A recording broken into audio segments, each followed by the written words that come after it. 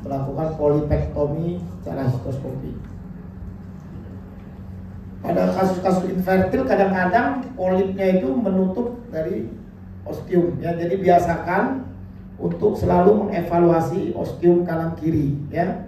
Sebelum kita melakukan tindakan kita lihat dulu ostiumnya bagus apa enggak, terbuka apa enggak ya.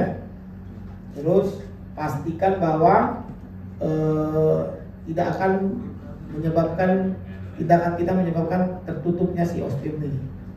Terus nah, ini ada polip ya bawah. Terus cepat dikit. Nah, ini dia bisa pakai gunting ya. Kalau pada miom-miom polip-polip yang besar, kalau memungkinkan melihat tangkai daripada polip bisa langsung kita gunting ya. Tapi kalau dia misalnya tangkainya tertutup sama si polipnya, bisa menggunakan teknik debulking. Artinya kita potong dulu bagian atasnya ini, nah dipotong ya.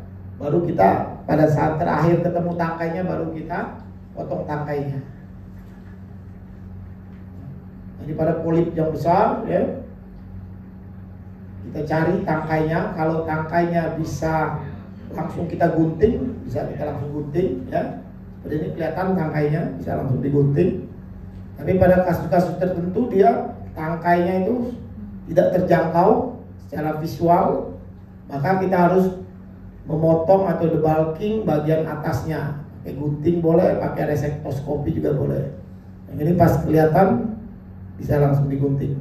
Nah kadang-kadang kesulitan setelah kita potong tangkai ini, polipnya susah dikeluarkan, ya kelemahannya di situ. Ya. Kalau ada penster clamp yang kecil bisa ditarik langsung, kalau enggak harus kita debulking, kita potong kecil-kecil dulu.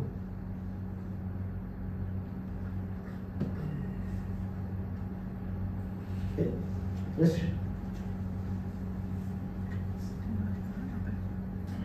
Terus, nah ini kalau CA endometrium ya.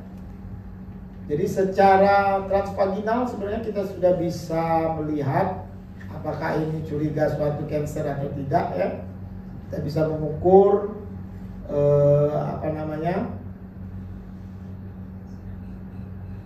dari ketebalannya, terus ada nggak infiltrasi, kemudian itu ada pembuluh darah atipik ya. Coba pelan-pelan aja ya. Jadi pembuluh darah atipik, coba yang awal tadi dikit. Pembuluh atipik itu kalau kita melihat bahwa diameter pembuluh darah yang ada di massa itu perubahannya itu, nah itu lihat ya. Itu ada yang besar atau kecil ya. Itu ada yang kecil. Jadi dia perubahan diameternya itu drastis ya. Tidak seperti tangkai pohon itu kan dia bertahap mengecil. Nah itu dia langsung mengecil. Terus biasanya dia engorge, artinya berkelok-kelok ya. Apalagi kalau massanya itu solid dan berpapil-papil, maka kita curiga itu suatu cancer. Nah ini bisa kita langsung melakukan reseksi endometriumnya, bahkan bisa sampai bersih ya. Pada endometrium stadium 1A yang infiltrasinya belum sampai setengah miometrium, kita bisa bersih melakukan reseksi seluruh endometrium yang kita curigai suatu lesi keganasan ya. Oke, cepat lagi.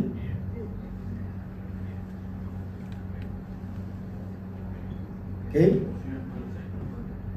Nah, yang terakhir ini adalah ismosel ya. Nah, ismoplasti ya. Jadi pada ismosel ini ya keluhannya sama. Pasien itu mengeluh ada AUB, perdarahan ya. Nah, sekali lagi dalam melakukan perencanaan untuk melakukan ismoplasti, kita harus memahami dulu, kita USG mapping lagi bagaimana bentuk daripada niche-nya ya, dan juga harus ditentukan RMT-nya nih ya. Residual myometrium thickness, ya. Kalau sisa myometrium yang langsung berbatasan dengan serosa itu kurang dari 0,2 mili, ya. Nah, kalau di sini 3 mili, ya, maka sebaiknya tidak dilakukan perhistroskopi, ya. Maka tindakannya harus per laparoskopi atau laparotomi, ya. Ini penting sekali. Jadi pada waktu kita USG, kita pastikan bahwa RMT-nya itu lebih dari 3 mili, ya. Itu akan aman per histroskopi. Karena kalau kita per histroskopi kurang dari 3 mili, risiko untuk perforasi, ya. Nah, langkah-langkah yang harus kita lakukan juga adalah kita harus menentukan di mana lokasi ismoselnya. Kita juga harus menentukan bagian sepalatnya, bagian kranial dan bagian kaudal. Karena bagian kranial dan kaudal ini akan kita reseksi sehingga kantong ini akan menghilang, ya. Sebenarnya yang menjadi gangguan itu adalah kantong ini, ya. Karena harusnya dia ini rapat ketemu, karena proses penyembuhannya tidak baik, dia akan membentuk kantong niche, ya. Ini yang harus kita hilangkan, ya. Jadi kita akan memotong bagian sepalat dan bagian kaudal. Dan terakhir adalah melakukan ablasi di tempat kantong ini, ya. Karena sumber perdarahan itu biasanya dari kantong, ya. Oke. Terus, nah, secara USG harus bisa kita nilai, harus kita ukur. Balik lagi, ya. Jadi harus kita ukur dulu RMT ini tadi, ya. Kemudian kubah atau niche-nya, bagian separatnya maupun bagian kaudalnya, ya. Terus, nah, bila perlu kita gambar, ya. Kita gambar sendiri skematik sebelumnya tadi, ya. Ya, kita gambar untuk perencanaan tindakan operatif. Terus,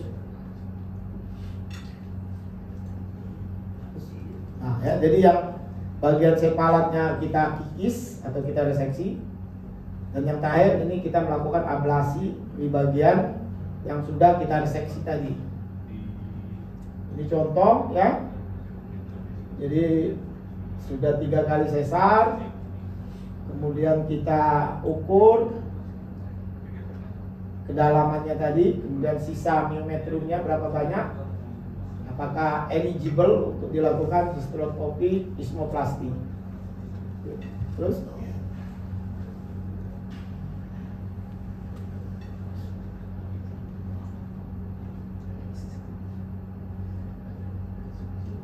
ya, jadi langkah pertama tadi menentukan anatominya, terus yang kedua, terus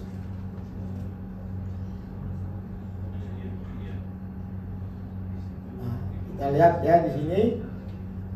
Nah, yang merah-merah itu adalah domnya tadi, ya. Kedalaman daripada ismosel tadi. Jadi sumber perdarahan itu berasal dari dom atau kantong dari ismosel tersebut.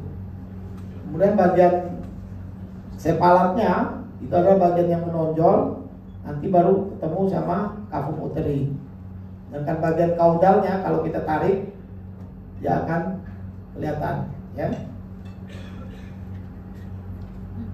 Jadi kita potong bagian sepalatnya, ya, dengan menggunakan resektoskopi tadi, ya. Sama prinsipnya kita melakukan gerakan pulling, ya, gerakan pulling. Jadi ditarik resektoskopinya itu, ya.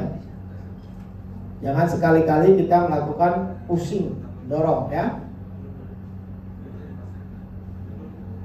Setelah kita yakin atap daripada sepalat itu sudah sejajar dengan kubah daripada